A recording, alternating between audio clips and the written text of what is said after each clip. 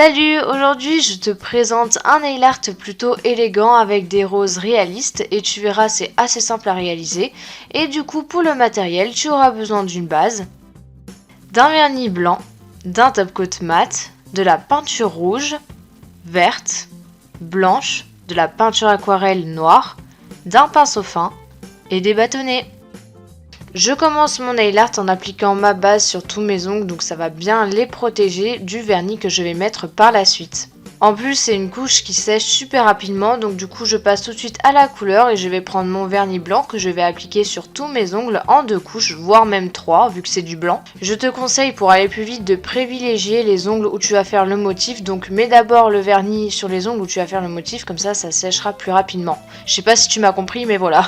Je fais la deuxième couche plus épaisse et pour éviter de faire des traces, j'évite de passer plusieurs fois au même endroit. Je nettoie ensuite les contours de mes ongles avec un bâtonnet enroulé de coton et imbibé de dissolvant. Pour les motifs, je les ai fait sur mon majeur, mon annulaire et mon pouce, et donc je viens prendre de la peinture rouge avec mon pinceau fin.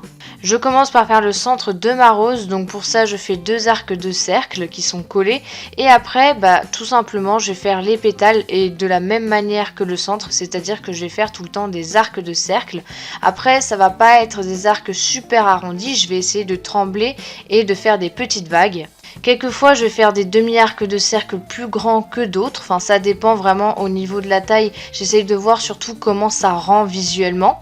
Je fais aussi attention à bien épaissir mes traits au milieu de mon arc et à la fin ça va être très fin et très pointu, et plus j'avance dans ma rose, plus je vais faire cet effet là pour que vraiment les dernières pétales que je fais soient bien grandes. Pour épaissir mon trait, j'appuie un peu plus sur mon pinceau et pour que ce soit plus fin, je relâche un tout petit peu et ça fera une pointe.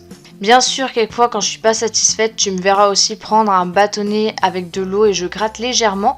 Vu que c'est de la peinture, je peux toujours rectifier tout ça. Une fois que je suis satisfaite de la forme de mes roses, je vais prendre de la peinture aquarelle noire avec un peu d'eau du coup, et je vais faire des petites ombres sur chacune de mes pétales. Donc j'essaye de mettre du noir au coin interne des pétales et après je vais prendre légèrement du blanc et je vais faire la même chose mais cette fois-ci à l'extrémité, donc au coin externe de mes pétales. Encore une fois, je sais pas si tu m'as compris mais tu peux le voir aux images, c'est surtout pour que mes roses soient bien réalistes avec des zones de lumière et des zones d'ombre. Après t'es pas du tout obligé de faire tous ces détails, c'est juste moi qui aime bien être précise.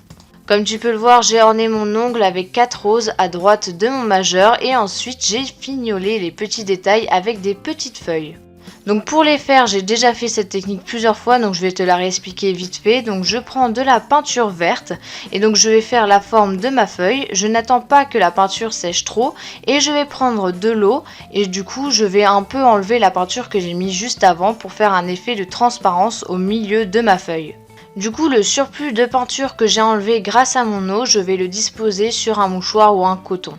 Et une fois que mon effet de transparence est fini, je peux faire un dernier petit trait au centre de ma feuille, mais c'est un petit détail. Bien sûr, il existe plein d'autres sortes de feuilles, tu peux tout simplement faire juste la forme et t'arrêter là, ou même faire un espèce de dégradé à l'intérieur, enfin bref, fais comme tu veux. Comme tu peux le voir, j'ai réalisé le même motif sur mon annulaire mais cette fois-ci du côté gauche. Et ensuite, une fois que tout est bien fini, je viens prendre mon top coat mat et je viens l'appliquer sur mes ongles avec une grosse goutte que j'étale du bout du pinceau pour éviter de tout faire baver. J'ai choisi un top coat mat parce que je trouvais que ça allait très bien avec le nail art, mais si tu veux en mettre un brillant, tu peux. Tant que tu mets un top coat, ça va parce que si tu as utilisé de la peinture, tu es obligé de mettre un top coat, sinon tout va partir. Enfin bref, moi je te retrouve la semaine prochaine pour un nouveau nail art et en attendant, je te fais de très gros bisous. Salut!